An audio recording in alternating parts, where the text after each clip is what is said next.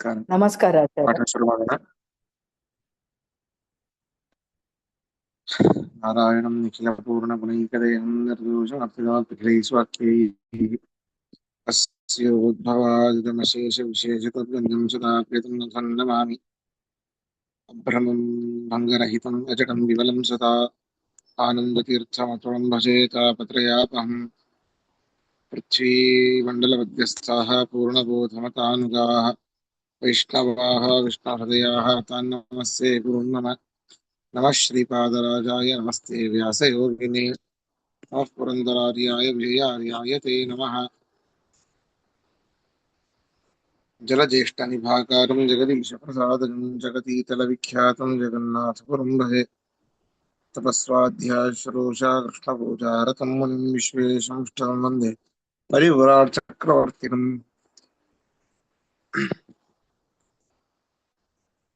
ಹರಿಕಥಾಮೃತಸಾರ ಗುರುಗಳ ಕರುಣದಿಂದಾಪನಿತು ಪೇಳುವೆ ಪರಮ ಭಗವತ್ ಭಕ್ತರಿದನಾದರದಿ ಕೇಳುವುದು.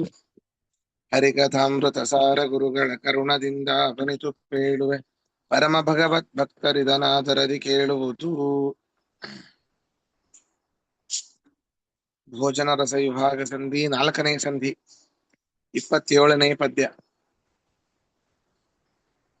ಕಲುಷ ಜಿಹ್ವೆಗೆ ಸುಷ್ಟು ಭೋಜನ ಜಲ ಮೊದಲ ವಿಷದೋರುವುದು. ನಿಷ್ಕಲುಷ ಜಿಹ್ವೆಗೆ ಸುರಸ ತೋರುವುದೆಲ್ಲ ಕಾಲದಲ್ಲಿ.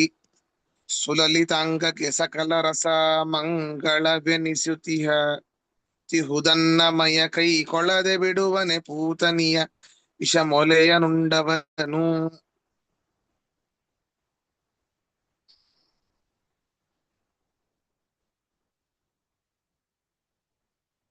ಪರಮಾತ್ಮನಲ್ಲಿ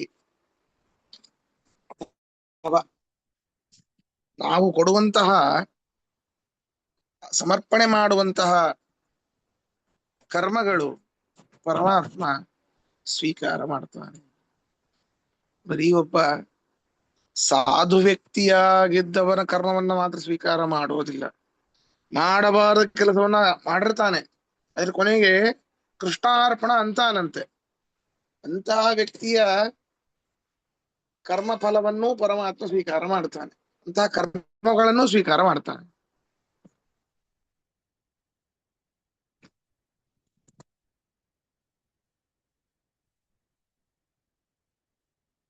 ಎಲ್ಲ ರಸವೂ ಕೂಡ ಪರಮಾತ್ಮನಿಗೆ ಶುಭ ರಸ ಅಂತ ಹೇಳ್ತಾ ಇದ್ದಾರೆ.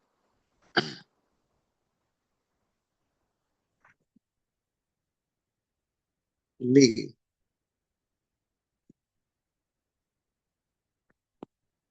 ಯಾರು ಹೇಗೆ ಅದನ್ನ ಸಮರ್ಪಣೆ ಮಾಡ್ತಾರೋ ಹಾಗೆ ಅವರನ್ನ ಪರಿತಾನೆ ಅಂತ ನೋಡಿ ಅದ್ಭುತವಾದ ದೃಷ್ಟಾಂತವನ್ನು ಕೊಡ್ತಾ ಇದ್ದಾರೆ. ಕಲುಷ ಜಿಹ್ವೆಗೆ, ರೋಗಾದಿಗಳು ಬಂದಂತಹ ವ್ಯಕ್ತಿಗೆ ನಾಲಿಗೆ ಬಹಳ ಕಲುಷವಾಗಿರ್ತದೆ. ಅವನಿಗೆ ಅತ್ಯಂತ ಅದ್ಭುತವಾದ ಆಹಾರವನ್ನೇ ಕೊಟ್ಟರೂ ಕೂಡ, ಸಕ್ಕರೆಯನ್ನು ಕೊಟ್ಟರೂ ಕೂಡ ಕಹಿ ತಿಂದಾಗ ಆಗ್ತಾ ಇರ್ತದೆ. ಸುಷ್ಟು ಭೋಜನವಾದ ಜಲ ಮೊದಲು, ನೀರನ್ನ ಕುಡಿದ್ರೆ ಏನೋ ಕಹಿಯಾದ ಒಂದು ರಸವನ್ನ ಕುಡಿದ ಹಾಗೆ ಭಾಸವಾಗ್ತಾ ಇರ್ತದೆ. ನಿಷ್ಕಲುಷ ಜಿಹ್ವೆಗೆ, ರೋಗಾದಿಗಳು ಬಂದಿಲ್ಲ, ಆರಾಮಾಗಿದೆ. ಅದಕ್ಕೆ ಸಿಹಿ ಯಾವುದು ಕಹಿ ಯಾವುದು, ಒಳ್ಳೆಯ ಭೋಜನವನ್ನು ಕೊಟ್ಟಾಗ ಅದಕ್ಕೆ ಒಳ್ಳೆಯ ರೀತಿಯೇ ಅನಿಸತ್ತೆ. ಹಾಗೆ ಸುರಸ ತೋರುವುದು, ಅದ್ಭುತವಾದ ರಸ ತೋರತ್ತೆ. ಈ ರೀತಿ ಪರಮಾತ್ಮನಿಗೆ, ಪರಮಾತ್ಮ ಒಂದು ರಸ ಸದೃಶನಾದವನು, ಅವನೊಂದು ಭೋಜನ ದ್ರವ್ಯ ಅಂತ ತಿಳ್ಕೊಳ್ಳಿ. ಈ ರೋಗಾದಿಗಳಿಂದ ಕೂಡಿರುವಂತಹ ನಾಲಿಗೆ ದೈತ್ಯರು ಅಂತ ತಿಳ್ಕೊಳ್ಳಿ. ದೈತ್ಯರಿಗೆ ಅದ್ಭುತವಾದ, ದೈತ್ಯರೆಂಬ ಕಲುಷ ನಾಲಿಗೆಗೆ ಅದ್ಭುತವಾದ ಪರಮಾತ್ಮನೆಂಬ ಭೋಜನ ವಿಶೇಷವಾದ ದ್ರವ್ಯವನ್ನು ಕೊಟ್ಟರೂ ಕೂಡ ಅವರು ಅದರಲ್ಲಿ ದ್ವೇಷ ಮಾಡ್ತಾರೆ, ಅವನಲ್ಲಿ ದ್ವೇಷ ಮಾಡ್ತಾರೆ, ಪರಮಾತ್ಮನ ತ್ಯಾಗ ಮಾಡ್ತಾರೆ. ನಿಷ್ಕಲುಷರಾದಂತಹ ದೇವತೆಗಳಿಗೆ ಪರಮಾತ್ಮನ ಅಮೃತಕ್ಕೆ ಸಮಾನ, ಅಮೃತದ ಹಾಗೆ ಅವರು ಪರಮಾತ್ಮನ ಸ್ವೀಕಾರ ಮಾಡ್ತಾರೆ, ಅವನಲ್ಲಿ ಸ್ನೇಹ ಮಾಡ್ತಾರೆ ಎಲ್ಲ ಕಾಲದಲ್ಲಿ. ನೋಡ್ರಿ, ಸ್ನೇಹ ಮಾಡೋದು ದ್ವೇಷ ಮಾಡೋದೇ ಅವರವರ ಸ್ವಭಾವಕ್ಕೆ ತಕ್ಕದ್ದು ಅಂತ. ಅಂದ್ರೆ ಎಲ್ಲ ಕಾಲದಲ್ಲಿ ಅಂತಂದ್ರೆ ರೋಗಗಳು ಬಂದಾಗ ಅದರಿಂದ ರೋಗಗ್ರಸ್ತವಾದ ನಾಲಿಗೆಯನ್ನ ಏನೋ ಒಂದು ಔಷಧವನ್ನು ಕೊಟ್ಟು ಗುಣಪಡಿಸಬಹುದು. ಆದರೆ ಸ್ವಾಭಾವಿಕವಾಗಿ ಕಲುಷಗೊಂಡಿದ್ದರೆ ಏನ್ ಮಾಡ್ಲಿಕ್ಕಾಗತ್ತೆ? ದೈತ್ಯರ ಹಣೆ ಬರಹ ಆ ರೀತಿ ಇದೆ. ಸ್ವಾಭಾವಿಕವಾದ ಕಲುಷಗೊಂಡಿದ್ದಾರೆ ಅವರು. ಅಂತಹ ಇವರಿಗೆ ಪರಮಾತ್ಮ ಬೇಡವೇ ಬೇಡ.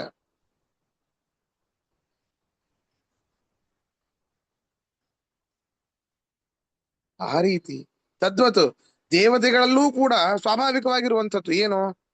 ಅವರ ಮನಸ್ಸು ಪರಮಾತ್ಮ ಸ್ವೀಕಾರ ಮಾಡುವಂಥದ್ದು.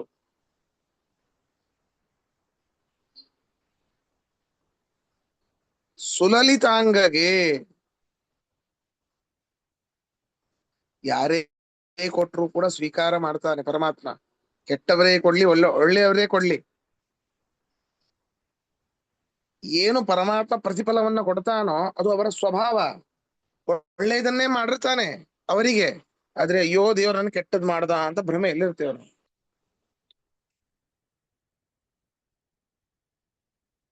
ಈ ರೀತಿ ಜನ ಅವರು ಯಾವುದನ್ನೇ ಸಮರ್ಪಣೆ ಮಾಡಿದ್ರು ಕೂಡ ಪರಮಾತ್ಮನಿಗೆ ಕೆಟ್ಟದ್ದಾಗೋದಿಲ್ಲ ಅಂತ. ಅಲ್ಲ, ಒಳ್ಳೆಯದನ್ನು ಸ್ವೀಕಾರ ಮಾಡ್ತೇನೆ, ಕೆಟ್ಟದನ್ನು ಸ್ವೀಕಾರ ಅವನಿಗೆ ಏನಾದ್ರೂ ಆಗ್ಬೇಕಲ್ಲ ಅಂತಂದ್ರೆ ಅದನ್ನ ಹೇಳ್ತಾರೆ ಸುಲಲಿತಾಂಗಗೆ ಸಕಲ ರಸ ಮಂಗಳವೆನಿಸುತ್ತಿಹುದು. ಎಲ್ಲಾ ರಸಗಳು ಕೂಡ, ಇಷ್ಟರಸ ಅನಿಷ್ಟ ರಸ, ಎಲ್ಲ ರಸಗಳು ಕೂಡ ಪರಮಾತ್ಮನಿಗೆ ಒಂದೇ ರೀತಿ ಅವನು ಸ್ವೀಕಾರ ಮಾಡಿಯೇ ಮಾಡ್ತಾನೆ. ಮಂಗಳ ಎನಿಸುತ್ತಿಹುದು, ಜೀವರಿಗೆ ಶುಭವನ್ನ ಉಂಟು ಮಾಡುವಂತಹ ರಸಗಳು ಅಂತ ಪರಮಾತ್ಮ ಅದನ್ನ ಸ್ವೀಕಾರ ಮಾಡ್ತಾನೆ. ಯಾವುದನ್ನೇ ಕೊಡ್ಲಿ, ನಿಷಿದ್ಧವಾದ ಪದಾರ್ಥಗಳಲ್ಲಿ ಕೆಟ್ಟ ರಸ ಇದೆ, ಅನಿಷಿದ್ಧವಾದ ಪದಾರ್ಥಗಳಲ್ಲಿ ಶುಭ ರಸ ಇದೆ ಅಂತ ಇಲ್ಲ. ನಿಷಿದ್ಧವಾದ ಪದಾರ್ಥಗಳಲ್ಲೂ ಪರಮಾತ್ಮನ ಸ್ವರೂಪ ಇದೆ. ಅಲ್ಲಿ ಅವನ ಸ್ವರೂಪಭೂತವಾದ ರಸವನ್ನ ಪರಮಾತ್ಮ ಸ್ವೀಕಾರ ಮಾಡ್ತಾನೆ. ಸ್ವರೂಪಭೂತವಾದ ರಸವನ್ನ ನಿಷಿದ್ಧ ಪದಾರ್ಥಗಳಲ್ಲೂ ಪರಮಾತ್ಮ ಸ್ವೀಕಾರ ಮಾಡ್ತಾನೆ.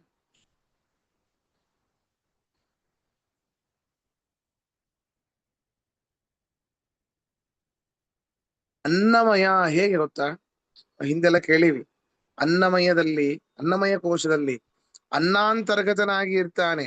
ಅನ್ನಮಯ ಶಬ್ದ ವಾಚ್ಯನಾಗಿರ್ತಾನೆ. ಯಾರು? ಅನಿರುದ್ಧರೂಪಿ ಪರಮಾತ್ಮ. ಕೈಕೊಳ್ಳದೆ, ಅನ್ನಮಯ ಕೈಕೊಳ್ಳದೆ ಅಂತಂದ್ರೆ ಅಧಿಕಾರಿಗಳು ಎರಡು ರೀತಿ, ಸಾತ್ವಿಕರು ತಾಮಸರು ಅಂತ ಕೇಳಿದ್ವಿ ನಾವು.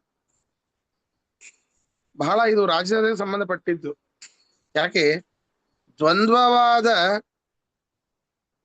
ತಾಮಸರು ಅಂತರೂ ಪರಮಾತ್ಮ ಸಮರ್ಪಣೆ ಮಾಡೋದೇ ಇಲ್ಲ. ಮಾಡಿದ್ರೆ ಸಾತ್ವಿಕರು ಮಾಡ್ತಾರೆ, ಇಲ್ಲಂದ್ರೆ ರಾಜಸರು ಮಾಡ್ತಾರೆ. ರಾಜಸರೇನೆ ಎರಡು ವಿಧವಾದ ರಸಗಳನ್ನ ಸಮರ್ಪಣೆ ಮಾಡೋದು. ಅಧಿಕಾರಿಗಳು ಕೊಟ್ಟಂತಹ ದ್ವಂದ್ವ ರಸಗಳನ್ನ ಪರಮಾತ್ಮ ಸ್ವೀಕಾರ ಮಾಡುತ್ತಾನೆ, ಎಂದೂ ಕೈ ಬಿಡೋದಿಲ್ಲ. ನಿನ್ನೆ ಇದ್ರ ಬಗ್ಗೆ ಬಹಳ ಮಾತಾಡಿದ್ದೀವಿ. ಆ ಕೆಟ್ಟ ಕೆಲಸವನ್ನು ಪರಮಾತ್ಮನ ಸಮರ್ಪಣೆ ಮಾಡಿ ಅವನು ಸ್ವೀಕಾರ ಮಾಡ್ತಾನೆ ಅಂತ. ಯಾಕೆ ಅಂತಂದ್ರೆ ನೋಡಿ ಹೇಳ್ತಾರೆ, ಪೂತನಿಯ ವಿಷಮೊಲೆಯುಂಡವನು ಅಲ್ಲರಿ, ಆ ರಾಕ್ಷಸ ಸ್ತ್ರೀ ಕೃಷ್ಣನನ್ನ ಕೊಲ್ಲಬೇಕು ಅಂತ ಆ ಒಂದು ಕೆಟ್ಟವಾದ ಉದ್ದೇಶದಿಂದಲೇನೆ ಬಂದವಳು. ಅವಳ ಎದೆಯಲ್ಲಿರೋ ರಸವನ್ನ ಸ್ವೀಕಾರ ಮಾಡಿ ಪರಮಾತ್ಮ ಅಂಥವಳನ್ನು ಉದ್ಧಾರ ಮಾಡ್ದ. ಅಂಥವಳನ್ನೂ ಉದ್ಧಾರ ಮಾಡಿರುವಂತಹ ಪರಮಾತ್ಮನಿಗೆ ಈ ಜೀವರು ಕೊಡುವಂತಹ ದ್ವಂದ್ವ ರಸಗಳು ಅವನು ಸ್ವೀಕಾರ ಮಾಡೋದಿಲ್ಲ ಅಂತ ಹೇಳ್ತಾರೆ. ಆ ವಿಷವನ್ನೇ ಸ್ವೀಕಾರ ಮಾಡಿದಂತಹ ಆ ಪರಮಾತ್ಮ ಈ ದ್ವಂದ್ವ ರಸಗಳನ್ನ, ದ್ವಂದ್ವ ರೂಪರಾದ ಈ ರಾಜಸ ರೂಪವಾದ ಈ ರಾಜಸಿಕರಾದ ಜೀವರು ಕೊಡುವಂತಹ ರಸವನ್ನ ಸ್ವೀಕಾರ ಮಾಡೋದಿಲ್ಲ ಅಂತ ಹೇಳ್ತಾನ. ರಸ ಅಲ್ಲ, ಭೋಜ್ಯವನ್ನ, ಕರ್ಮ ಸಮರ್ಪಣೆಯನ್ನ ಪರಮಾತ್ಮ ಸ್ವೀಕಾರ ಮಾಡೋದಿಲ್ಲ ಅಂತ ಹೇಳ್ತಾನೆ. ಸತ್ಯವಾಗಲೂ ಇಲ್ಲ. ಅಂತಹ ಪೂತನಿಯ ಒಂದು ಕರ್ಮವನ್ನೇ ಸ್ವೀಕಾರ ಮಾಡಿದ್ದಾನೆ. ಸ್ವೀಕಾರ ಮಾಡಿ ಅವಳು ಕೊಟ್ಟಿರುವಂತಹ ಆ ರಸದಿಂದ ವಿಷವನ್ನ ಸ್ವೀಕಾರ ಮಾಡಿ ಅವಳಿಗೆ ಮೋಕ್ಷ ಕೊಟ್ಟ. ಅದರಿಂದ ಪರಮಾತ್ಮ ಎನ್ನೆ ಹೇಳಿದ ಹಾಗೆ ತಾಯಿ ಭೋಜನ ಮಾಡುವ ಸಮಯದಲ್ಲಿ ಕೂಸು ಹೇಗೆ ಕೈ ಚಾಚುತ್ತೋ ಹಾಗೆ ಕೈ ಚಾಚಿ ಸದಾ ಕಾಲ ಇರ್ತಾನೆ ಪರಮಾತ್ಮ. ನೋಡಿ, ಪ್ರಮಾಣ ಹೇಳ್ತಾರೆ, ಏ ದೋಷಾಹ ಇತರತ್ರಾಪಿ ತೇ ಗುಣ ಪರಮೇ ಮತಃ. ಎಲ್ಲಿ ಬೇರೆ ಕಡೆ ದೋಷ ಆಗಬಹುದು, ನಿಷಿದ್ಧವಾದ ಪದಾರ್ಥಗಳು ಬೇರೆ ಕಡೆ ದೋಷ ಆಗಬಹುದು ರೀ, ತೇ ಗುಣ ಪರಮೇ ಮತಃ. ಪರಮಾತ್ಮನ ವಿಷಯದಲ್ಲಿ ಅವು ದೋಷ ಆಗ್ಲಿಕ್ಕೆ ಸಾಧ್ಯವೇ ಇಲ್ಲ.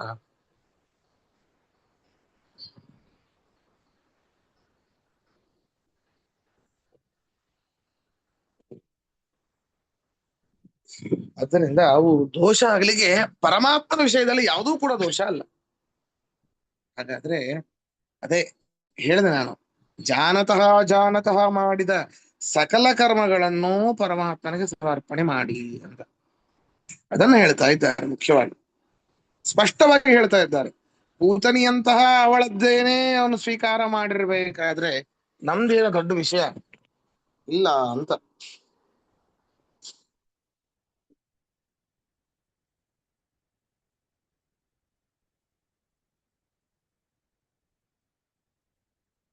ಪ್ರಶ್ನೆ ಇದ್ರೆ ಕೇಳಿ. ಪ್ರಶ್ನೆ ಇಲ್ಲ ಆಚಾರ್ಯ, ಆದ್ರೆ ಒಂದು ವಿಚಾರ ಅಷ್ಟೇ. ಇದು ನನ್ನ ಹತ್ರ ಇರ್ತಕ್ಕಂತ ಪುಸ್ತಕದಲ್ಲಿ ಅವ್ರು ನಾಗಸಂಪಿಗೆ ಆಚಾರ್ಯರು ಬರ್ದಿರೋದು. ಅದ್ರಲ್ಲಿ ಅವ್ರು ಹೇಳ್ತಾರೆ, ಪೂತನಿಯ ವಿಷನ ಯಾಕೆ ಕುಡಿದ್ದು ಅಂತ, ಯಾಕೆ ಕುಡ್ದ ಕೃಷ್ಣ ಅಂತ. ಯಾಕೆ ಅಂತಂದ್ರೆ ಆಕೆ ಪೂತನಿನಲ್ಲಿ ಮೂರ್ವಶಿಯ ಆವೇಶ ಇತ್ತು, ಅವಳು ಸಾತ್ವಿಕ ಗುಣದಿಂದಾಗಿ ಕುಡ್ದೆ.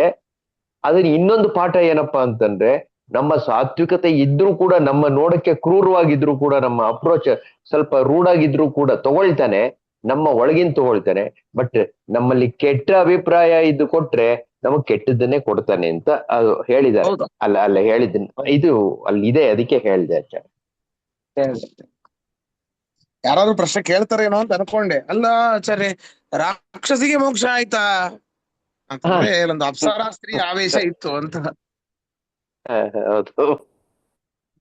ಅದೇ ಮೇಲೆ ಇನ್ನೊಂದು ಪ್ರಶ್ನೆ ಆಚಾರ್ಯ, ನೀವು ಆಲ್ರೆಡಿ ಆನ್ಸರ್ ಕೊಟ್ಟಿರ್ಬೋದು. ಇವರೆಲ್ಲ ರಾಕ್ಷಸರು ಅಂತ ನಾವು ತಿಳ್ಕೊತೀವಲ್ಲ, ಅವ್ರದ್ದು ಯಾವುದೋ ಶ್ರಾಪದಿಂದ ರಾಕ್ಷಸ ಜನ್ಮ ಬಂದು ಕಳ್ಕೊತಾ ಇದ್ದಾರೆ. ಅದೇ ಅದು ಎಕ್ಸಾಂಪಲ್ ಬರುತ್ತೆ ನೋಡಿ.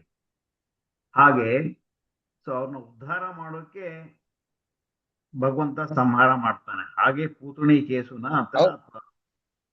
ಹೌದು ಹೌದು, ಅಷ್ಟು. ಧನ್ಯವಾದ.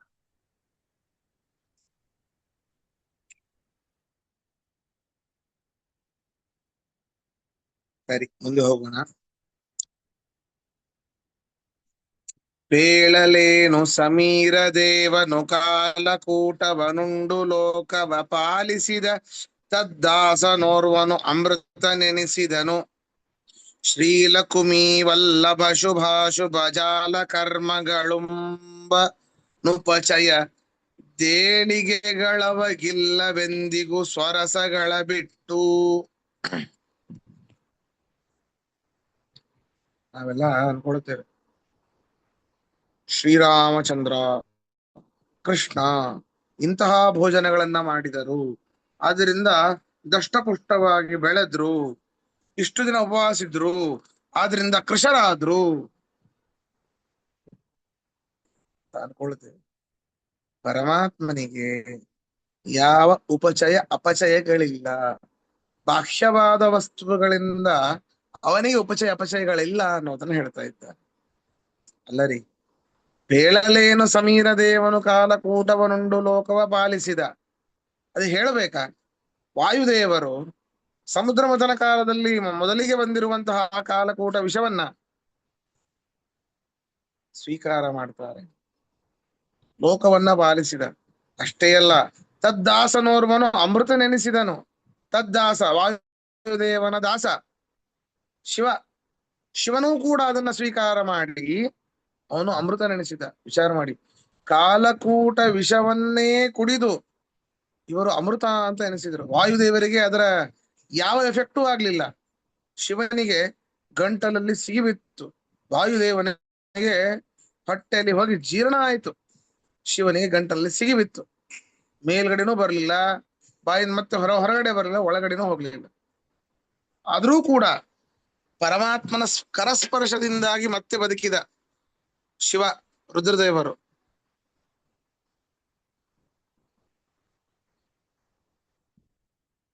ಹರೇ ಕರಸ್ಪರ್ಶ ಬಲಾತ್ಸ ಸಂಜ್ಞಾ ಅವಾಪನೀಲೋಸ್ಯ ಗಳಸ್ತದಾಸಿ. ಹರಿಯ ಕರಸ್ಪರ್ಶದಿಂದಾಗಿ ಮತ್ತೆ ಪ್ರಜ್ಞೆಯನ್ನ ಪಡೆದುಕೊಳ್ತಾರೆ. ಮೂರ್ಛಿತರಾಗಿದ್ರವರು. ಹರಿಯ ಕರಸ್ಪರ್ಶದಿಂದಾಗಿ ಮತ್ತೆ ಅವರಿಗೆ ಎಚ್ಚರ ಆಗತ್ತೆ. ಅವತ್ತಿನಿಂದ ನೀಲಕಂಠ ಅಂತ ಪ್ರಸಿದ್ಧನಾದ ಶಿವ ರುದ್ರದೇವರು ಅಂತ ಹೇಳ್ತಾರೆ. ಹೀಗೆ ಕಾಲಕೂಟ ವಿಷವನ್ನ ಕುಡಿದು, ನಮ್ಮ ವೇದಲ್ಲೂ ಕೂಡ ಹೇಳತ್ತೆ, ಅವನಿಗೆ ಅಮೃತ ಅಂತ ಕರಿತೇವೆ.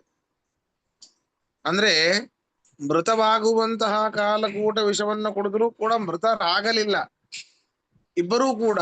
ಅದರಿಂದ ಅವರಿಬ್ಬರು ಅಮೃತರು. ಅಂತಹ ದೇವತೆಗಳಿಗೇನೆ ಅಷ್ಟು ಶಕ್ತಿ ಇರಬೇಕಾದ್ರೆ ಲಕುಮಿ ವಲ್ಲಭ ಸರ್ವೋತ್ತಮ ಪರಮಾತ್ಮ ಇವನಿಗೆ ಏನ ಆಗ್ಲಿಕ್ಕೆ ಸಾಧ್ಯ? ಶ್ರೀ ಲಕುಮಿ ವಲ್ಲಭ ಶುಭಾಶುಭ ಜಾಲಕರ್ಮಗಳುಂಬುವನು. ಈ ಲಕುಮಿ ವಲ್ಲಭನಾದ ನಾರಾಯಣ ಮನುಷ್ಯರು ಅಥವಾ ಜೀವಿಗಳು ಸಮರ್ಪಿಸುವಂತಹ ಶುಭವಾದ ಕರ್ಮಗಳನ್ನ ಅಶುಭವಾದ ಕರ್ಮಗಳನ್ನ ಉಣ್ತಾನೆ. ಅದರಿಂದ ಅವನಿಗೆ ಉಪಚಯ ಅಪಚಯಗಳುಂಟಾ? ಎಂದಿಗೂ ಇಲ್ಲ ರೀ.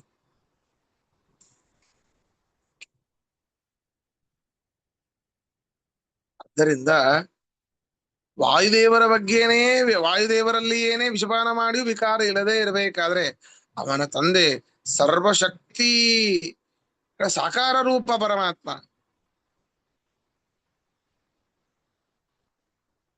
ಅದರಿಂದ ಪರಮಾತ್ಮನಲ್ಲಿ ಯಾವ ಉಪಚಯ ಅಪಚಯಗಳಿಲ್ಲ, ಮೂಲ ರೂಪದಲ್ಲಿ ಇಲ್ಲ. ಆದ್ರೆ ಅವತಾರ ರೂಪಗಳಲ್ಲಿ ಅಂತಂದ್ರೆ ಅವತಾರ ರೂಪಗಳಲ್ಲೂ ಅಷ್ಟೇ ಪ್ರಾಕೃತವಾದ ಅನ್ನವನನ್ನ ಸ್ವೀಕಾರ ಮಾಡಿದಾಗಲೂ ಕೂಡ ಭೋಜನ ಮಾಡಿದ್ರಷ್ಟೇ ಬೆಳೆದ, ಇಲ್ಲ ಅಂದ್ರೆ ಬೆಳಿಲಿಲ್ಲ, ಇಲ್ಲ ಅಂದ್ರೆ ಹೀಗಾಯ್ತು, ಬಹಳ ಸೊರಗಿ ಹೋದ ಅಂತ ಏನಿದೆ ಅವೆಲ್ಲ ತಪ್ಪು. ಪ್ರಾಕೃತ ಕರ್ಮಗಳನ್ನ ಪರಮಾತ್ಮ ಶುಭವಾದ ಶುಭವಾದ ಕರ್ಮವೇ ಆಗ್ಲಿ ಅಶುಭವಾದ ಕರ್ಮವೇ ಆಗ್ಲಿ ಅದರಿಂದ ಪರಮಾತ್ಮನಿಗೆ ಏನೂ ಎಫೆಕ್ಟ್ ಇಲ್ಲ. ಮುಖ್ಯ ಅದು. ವಾಯುದೇವ ರುದ್ರದೇವರಿಗೆ ಎಫೆಕ್ಟ್ ಇಲ್ಲ, ಕಾಲ ಕೊಟ್ಟ ವಿಷವನ್ನ ಕೊಡದಾಗ್ಲೇನೆ. ಹೀಗೆ ಪರಮಾತ್ಮ ಜೀವಿಗಳು ಸಮರ್ಪಿಸುವಂತಹ ಕಾಲಕೂಟ ವಿಷವನ್ನ ಜೀವಿಗಳು ನೋಡ್ರಿ, ಕಾಲಕೂಟ ವಿಷಯವೇ ಹೌದು, ನಾವು ಅದೇ ಮಾಡೋದು, ಮನೆಯವರ ಏನ್ ಮಾಡೋದು. ಜೀವಿಗಳು ಸಮರ್ಪಿಸುವಂತಹ ಶುಭಾಶುಭ ಕರ್ಮಗಳನ್ನು ಸ್ವೀಕಾರ ಮಾಡಿದರೂ ಅವನಿಗೆ ಅವತಾರ ರೂಪಗಳಲ್ಲಿ ಏನೇ ಉಪಚಯ ಅಪಚಯಗಳಿಲ್ಲ ಪರಮಾತ್ಮನಿಗೆ. ಅದೆಲ್ಲ ತೋರಿಸಿದ ನಾಟಕ, ಅಲ್ಲಿ ಏನೇ ಇಲ್ಲ ಅಂತದ ಮೇಲೆ ಮೂಲ ರೂಪದಲ್ಲಿ ಇರ್ಲಿಕ್ಕೆ ಸಾಧ್ಯನಾ? ಸರ್ವಥಾ ಇರೋದಿಲ್ಲ ಅನ್ನೋದನ್ನ ಇಲ್ಲಿ ಹೇಳ್ತಾ ಇದ್ದಾರೆ. ಪ್ರಶ್ನೆ ಇದ್ರೆ ಕೇಳಿ. ಆಚಾರ್ಯ, ಈ ವಿಚಾರ ನಾವು ಮಾತ್ರ ಒಪ್ಪಕ್ಕೆ ಸಾಧ್ಯ, ಇನ್ನು ಬೇರೆ ಯಾರು ಒಪ್ಪಲ್ಲ ಅಂತ ಅನ್ಕೊಳ್ತೀನಿ. ಬೇರೆ ನಮ್ಮ ಅದ್ವೈತಿಗಳು ಆಮೇಲೆ ಅದ್ವೈತಿಗಳು. ಯಾಕೆ ಅಂತಂದ್ರೆ ವಾಯುದೇವರು ಕುಡಿದ್ರು, ಇವರು ಕುಡಿಯಕ್ ಆಗ್ಲಿಲ್ಲ. ಯಾವ ಗುಣವನ್ನೇ ಒಪ್ಪೋದಿಲ್ಲ ಬಿಡಿ. ಅದಕ್ಕೆ ಇದನ್ನ ನಾವು ಮಾತ್ರ ಅನ್ಕೊಂಡು ನಾವು ಮಾತ್ರ ಅದನ್ನ ಖುಷಿ ಪಟ್ಕೊಂಡು ಮನಸ್ಸಿನಲ್ಲೇ ಇಟ್ಕೊಂಡು ಹೇಳ್ಕೋಬೇಕಷ್ಟೇ. ಯಾಕೆಂತಂದ್ರೆ ಅವ್ರಿಗೆ ಹೇಳಿದ್ರೆ ಏನು ಆಗಲ್ಲ. ಅದ್ರಿಂದ ಇದೊಂದು ಪೂರ್ತಿ ನಮ್ಗೆ ಅಂತ ಕಾಣತ್ತೆ, ನಮ್ಮೂರ್ಗೆ ಮಾಡಿರೋದು ಅಂತ ಕಾಣತ್ತೆ. ನಾವು ಪುಣ್ಯವಂತರು ಶನಿರಾಜ್ ಅವರೇ, ನಮ್ಗೆ ಅಷ್ಟಾದ್ರೂ ಬುದ್ಧಿ ಇದಲ್ಲ. ಪರಮ ಭಗವದ್ ಭಕ್ತರಿದನ ಧರಿಸಿ ಕೇಳುವುದು ಅಂತಾನೆ ಅದಕ್ಕೆ ಹೇಳಿದ್ದು. ಅದಕ್ಕೆ ಅದನ್ನೇ ಹೇಳ್ಬೇಕಾದ್ರೆ ನಾನು ಒಂದು ಬಿಟ್ಬಿಟ್ಟೆ, ಈ ಪೂತ್ರಿ ವಿಚಾರ ಬಂದಾಗ ನಾವೆಲ್ಲ ಮುಂದೆ ಜನ್ಮದಲ್ಲಿ ನಮಗೇನಾರ ಮತ್ತೆ ಜನ್ಮ ಬಂದರೆ ನಾವೆಲ್ಲ ರಾಕ್ಷಸರಾಗೆ ಹುಟ್ಟೋದು. ಯಾಕೆಂದ್ರೆ ನಮ್ಮಲ್ಲಿ ಅಷ್ಟು ಒಳ್ಳೆ ಬುದ್ಧಿ ಇಲ್ಲ. ಅದರಿಂದ ಅದು ಹೇಳೋಣ ಅಂತಿದ್ದೆ, ಲೈಟರ್ ಸೆನ್ಸ್ ಅಲ್ಲಿ ಹೇಳಿದೆ ಅಷ್ಟೇ. ಇಲ್ಲ, ಇಷ್ಟೆಲ್ಲ ಈ ಜನ್ಮದಲ್ಲಿ ಏನೋ ಎಷ್ಟಾಗುತ್ತೋ ಅಷ್ಟು ಪರಮಾತ್ಮನೇ ಸಾಧನೆ ಮಾಡಿಸ್ತಾ ಇದ್ದಾನೆ. ನೀವೆಲ್ಲೋ ಅದೇನೋ ಇದ್ದೀರಿ, ಸತ್ಯ ನಾವೆಲ್ಲೋ ಆಚಾರ್ಯ. ಇದ್ದೀವಿ, ಯಾವುದೋ ಮೀಡಿಯೇಟರ್ ಮೊಬೈಲು, ಇದರಲ್ಲಿ ಯಾರೋ ಎಷ್ಟು ಹೇಳ್ತೀನಿ. ಬೇಕಾದನ್ನ ನೋಡ್ತಾ ಆರಾಮ್ ಟೈಮ್ ಪಾಸ್ ಮಾಡಬಹುದು. ಆದ್ರೆ ಇದಕ್ಕೆ ಒಂದು ಮೀಸಲು ಇಟ್ಟಿದ್ದೀವಿ ಇಷ್ಟು ವರ್ಷಗಳಿಂದ. ಎಷ್ಟು 4-5 ವರ್ಷ ಆದ್ರೂ ಆಯ್ತಾ? ಆಯ್ತು ಆಚಾರ್ಯ, ಜಾಸ್ತಿ ಆಯ್ತು. ಆಗ್ತಾ ಬಂತು. ಆಯ್ತು. ಆಗ ನಿಮ್ಮ ಡೆಲ್ಲಿ ಕಾಲದಿಂದ ಮಾಡ್ತಾ ಅವಿಚ್ಛಿನ್ನ ಇದ್ದೀವಿ. ಅವಿಚ್ಛಿನ್ನವಾಗಿ ನಡೀತಾ ಬಂದಿದೆ. ಹೌದೌದು. ಏನೋ ಹೌದು. ಮಧ್ಯದಲ್ಲಿ ಗ್ಯಾಪ್ ಆಗಿರಬಹುದು, ಆದ್ರೂ ಬಿಟ್ಟಿಲ್ಲ. ಆದ್ರೂ ಅದೇ ಯಾವ್ದೋ ಪೂರ್ವ ನಡೆದಿದೆ ಜನ್ಮದ ಪುಣ್ಯ, ಒಂದು ಚೂರು ಒಂದು ಅಷ್ಟೇ. ತುಣುಕು ಅಂಟ್ಕೊಂಡಿದೆ ಅಷ್ಟೇ. ಇಲ್ದೇನೆ ಇದ್ರೆ ನಮ್ಗೆಲ್ಲ ರಾಕ್ಷಸ ಪ್ರಾಚೀನ ಬುದ್ಧಿ, ಯಾವ್ದು ಚೀರ್ಣ ಒಳ್ಳೇದಿಲ್ಲ. ಪುಣ್ಯ, ಹಾ, ನಮ್ಮ ಕರೆಕ್ಟ್. ಪ್ರಾಚೀನರು ಮಾಡಿದ ಪುಣ್ಯ ಅಷ್ಟೇ. ಅಷ್ಟೇ ಅಷ್ಟೇ ಅಷ್ಟೇ, ಸತ್ಯವಾದ ಅದರಿಂದ ನಾವು ಸತ್ಯ, ಕೇಳ್ತಾ ಸತ್ಯ ಇದ್ದೇವೆ. ಸತ್ಯ. ಅದರಿಂದ ಮುಂದೂ ಕೂಡ 100% ಒಳ್ಳೇದಾಗುತ್ತೆ. ತಲೆ ಕೆಡಿಸ್ಕೊಳ್ಳೋದು ಬೇಡ. ಧನ್ಯವಾದ. ಧನ್ಯವಾದ. ಧನ್ಯವಾದ ಸರಿ, ಆಚಾರ್ಯ. ಹಾಗಾದ್ರೆ. ಅದೇ ಹೇಳ್ಬೇಕಾಯ್ತು, ನಾವು ಕ್ಷಮಾಪಣೆ ಕೇಳಿದ್ರೆ ನೆನೆ ಫಣಿರಾಜ್ ಕೃಷ್ಣಾರ್ಪಣೆ. ಹೇಳ್ತಾರೆ, ಅಷ್ಟೇ ಕ್ಷಮಾಪಣೆ ಕೇಳೋದು ನಮ್ಗೆ ಅಷ್ಟೇ. ಮೂರ್ಖರು ನಾವು ಅಷ್ಟೇ. ಸರಿ, ಹಾಗಾದ್ರೆ ಇವತ್ತಿನ ಪಾಠ ಮುಗಿಸುವ. ಸಮಯ ಇದ್ರೆ ಇನ್ನೊಂದ್ 2 ಮಾಡೇ ಬಿಡ್ಲಾ? ಮುಗದೆ ಮಾಡಿ ಹೋಗುತ್ತೆ. ಮಾಡಿ ಮಾಡಿ ಆಚಾರ್ಯ, ಇದೇ ಸಮಯ ಇದೆ, 10 ನಿಮಿಷ ಅಂತೂ ಇದ್ದೇ ಇದೆ. ಸರಿ. ಈ ಪರಿಯಲಚ್ಯುತನ ತದ್ರೂಪ ತನ್ನಾಮಗಳ ಸಲೆ ನಾನಾ ಪದಾರ್ಥದಿ ನೆನೆದು ಭುಂಜಿಸುತ್ತಲಿರು ವಿಷಯ ಪ್ರಾಪಕ ಸ್ಥಾಪಕ ನಿಯಾಮಕ ವ್ಯಾಪಕನು ಎಂದರಿದು ನೀ ನಿರ್ಲೇಪನಾಗಿರು ಪುಣ್ಯ ಪಾಪಗಳರ್ಪಿಸವನಡಿಗೆ. ನೋಡಿ, ಅತಿಯಾದ ಪುಣ್ಯ ಮಾಡಿದ್ವಾ, ಪುಣ್ಯವನ್ನ ಅನುಭವಿಸ್ಲಿಕ್ಕೆ, ಆ ಪುಣ್ಯದ ಫಲ ಸುಖವನ್ನು ಅನುಭವಿಸ್ಲಿಕ್ಕೆ ಮತ್ತೆ ನಾವು ಜನ್ಮ ತಾಳಬೇಕು. ಪಾಪ ಮಾಡಿದ್ವಾ, ಆ ಪಾಪದ ಫಲ ದುಃಖ, ಅದನ್ನ ಅನುಭವಿಸ್ಲಿಕ್ಕೆ ಜನ್ಮವನ್ನ ಮತ್ತೆ ತಾಳಬೇಕು. ಅದಕ್ಕೆ ಹೇಳ್ತಾ ಇದ್ದಾರೆ ದಾಸರು, ಈ ರೀತಿಯಾಗಿ ಅಚ್ಯುತನನ್ನ, ಯಾವುದೇ ರೀತಿಯಾದಂತಹ ಚ್ಯುತಿ ನಾಶ ಅವನಿಗೆ ಇಲ್ಲ. ಅಂತಹ ಪರಮಾತ್ಮನ ರೂಪಗಳನ್ನ ಅನ್ನಮಯ, ಪ್ರಾಣಮಯ, ಮನೋಮಯ, ವಿಜ್ಞಾನಮಯಗಳಲ್ಲಿ, ಆ ಭೋಜ್ಯ ಪದಾರ್ಥಗಳಲ್ಲಿ ಎಲ್ಲದರಲ್ಲೂ ಏನ್ ಹಿಂದಿಂದ ಹೇಳಿದ್ದೇನೆ, ಆಯಾಯ ರೂಪಗಳನ್ನ, ಆಯಾಯ ಭಕ್ಷ್ಯಗಳಲ್ಲಿ, ಭೋಜನ ಪದಾರ್ಥಗಳಲ್ಲಿ, ಆಯಾಯ ಕೋಶಗಳಲ್ಲಿ, ಆಯಾಯ ಸ್ಥಾನಗಳಲ್ಲಿ ಪರಮಾತ್ಮನನ್ನ ನೆನೆದು, ನಾನಾ ಪದಾರ್ಥದಿ ನೆನೆದು ಭುಂಜಿಸುತ್ತಲಿರು ವಿಷಯ.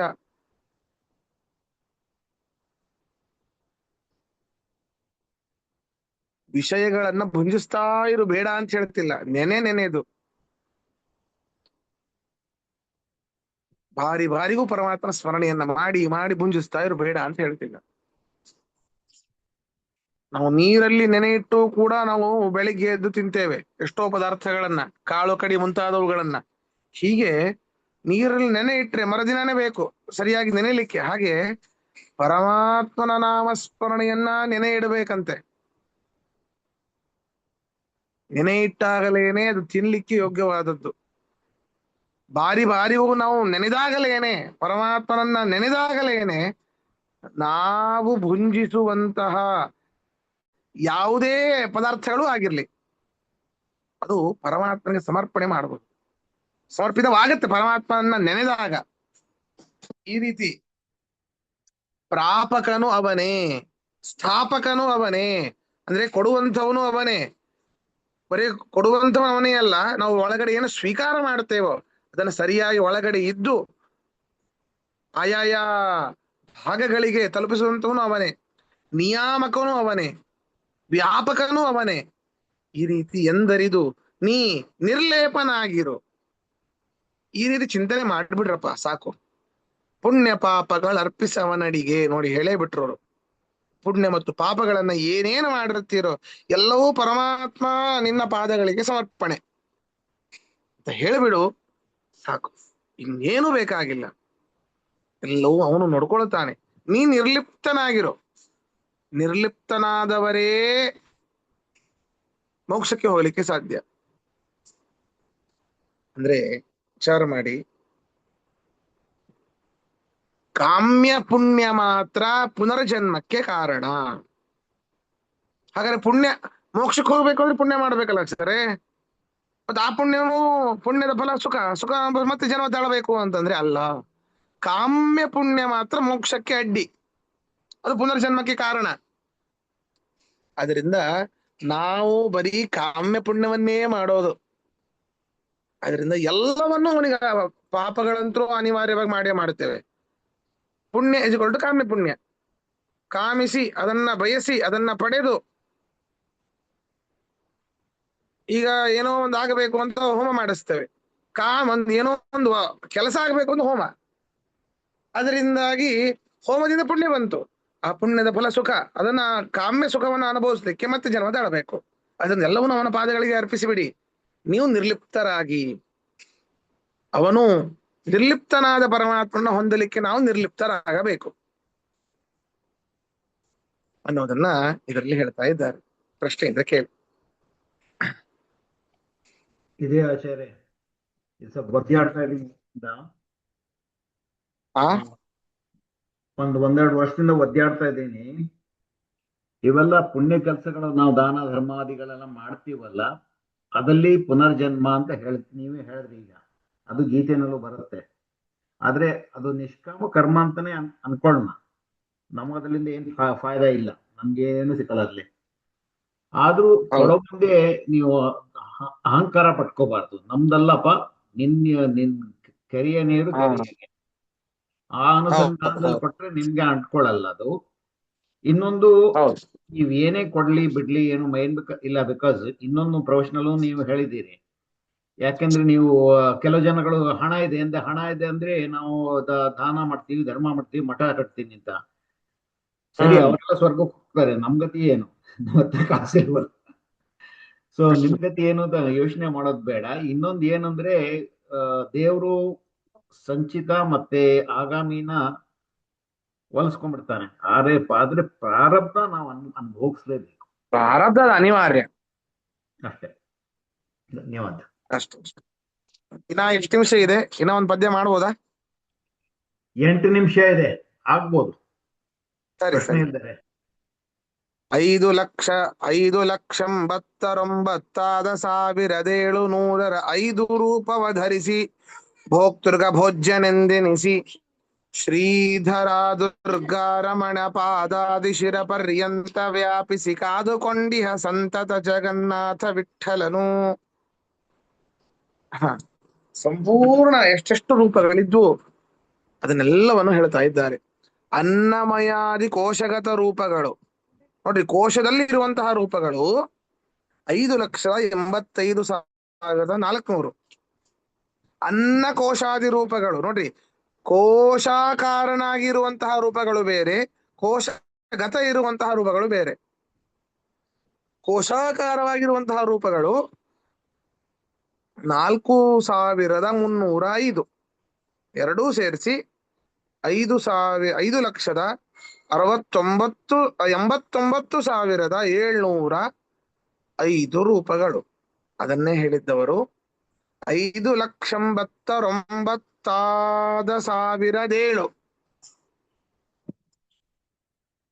ಹೀಗೆ 9,705 705 ರೂಪವ ಧರಿಸಿ ಭೋಕ್ತೃಗ ಭೋಜ್ಯನೆಂದೆನಿಸಿ, ಭೋಕ್ತೃಗಳೊಳಗೆ ಇರ್ತಾನೆ, ಭೋಜ್ಯ ಪದಾರ್ಥಗಳಲ್ಲೂ ಇರ್ತಾನೆ ಪರಮಾತ್ಮ.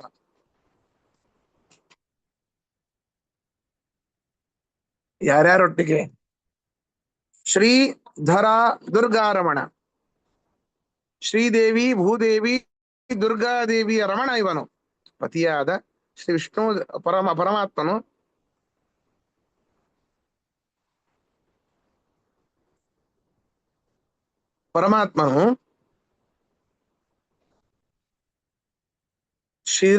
ಪಾದಾದಿ ಶಿರ ಪರ್ಯಂತ ವ್ಯಾಪಿಸಿ, ನಮ್ಮ ಪಾದದಿಂದ ಶುರು ಮಾಡಿ ತಲೆಯ ತನಕ ವ್ಯಾಪಿಸಿಕೊಂಡು ನಮ್ಮನ್ನ ಕಾಪಾಡ್ತಾ ಇರ್ತಾನೆ.